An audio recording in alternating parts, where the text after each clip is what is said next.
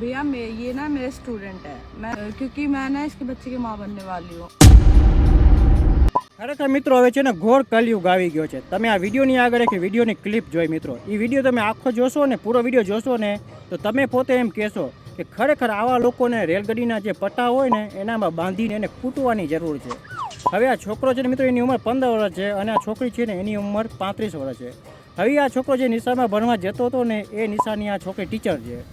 હવે આ નાનકડો છોકરો આ ટીચરને ફસાવી લે છે ને ફસાવીને એના જોડે લગ્ન કરવાની કહેવાય કે બધી તૈયારી કરી લે છે। પછી આ છોકરો છે ને એ ટીચરને બગાડીને જંગલમાં લઈ જાય છે।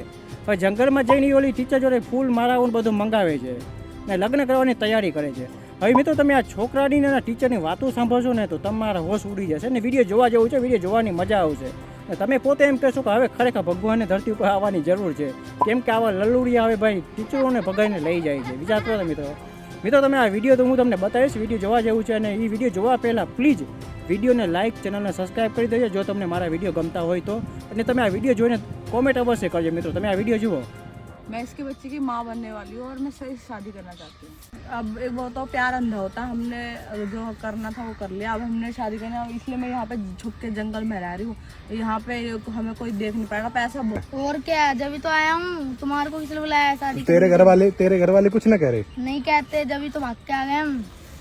तो बेटा तू इसके साथ रह भी लेगा? ये देखना कितनी बड़ी है तेरे से उम्र में कितनी बड़ी है तुझसे। उम्र का कोई लिहाज नहीं होता, कितनी बार बोलूं। अब वो नाबालिग है वो। नाबालिग है तो क्या हो गया? हम दोनों मर्जी से शादी कर रहे हैं अपने, ये थोड़ी ना जबरदस्ती से शादी कर रहा हूँ मैं।